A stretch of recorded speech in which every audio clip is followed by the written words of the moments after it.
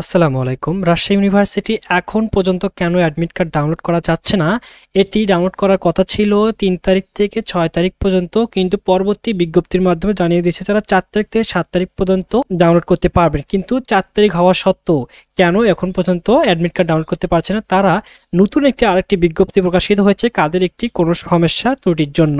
চলুন আপনাদের সঙ্গে তাদের ওয়েবসাইটে প্রবেশ করে বিজ্ঞপ্তি দেখে আসা যাক। আপনারা জেনে থাকবেন যে আমাদের চ্যানেলটি সকল ধরনের জবস রিলেটেড এবং এডুকেশন বিষয় নিয়ে নিয়মিত ভিডিও আপলোড করা হয়। ধন্যবাদ। প্রথমত আপনার মোবাইল অথবা কম্পিউটারে ক্রোম ব্রাউজারে যাবেন, যাওয়ার পর সার্চ বারে লিখবেন রাজশাহী ইউনিভার্সিটি অ্যাডমিশন লিখলে ওয়েবসাইটটি চলে আসবে। এখানে চলে আসার পর এই প্রথম ওয়েবসাইটটি ক্লিক করার পর অনলাইন অ্যাপ্লিকেশনে ক্লিক করার পর এখানে সাথে সাথে একটি বিজ্ঞপ্তি দেখা যাচ্ছে। এখানে বলা হয়েছে যে আকস্মিকভাবে আঞ্চলিক পরীক্ষা কেন্দ্রের পরীক্ষার্থীর ধারণ ক্ষমতার পরিবর্তন হওয়ার ফলে আবার নতুন করে সিট প্ল্যান করার প্রয়োজনীয়তা দেখা দিয়েছে। এমন অবস্থায় প্রবেশপত্র ডাউনলোড কার্যক্রম শুরু হতে বিলম্ব হচ্ছে। আপনারা বুঝতে পারছেন তাদের একটু সমস্যা হচ্ছে অ্যাডমিট কার্ড ডাউনলোড কার্যক্রম শুরু করতে, কারণ পরীক্ষার কেন্দ্র পরীক্ষার ধারণ ক্ষমতা পরিবর্তন করার ফলে এটি নতুন একটি সিট প্ল্যান প্রয়োজনীয়তা দেখা দিয়েছে। এর ফলের কারণেই তারা অ্যাডমিট কার্ড ডাউনলোড অপশনটি চালু করতে পারছে না।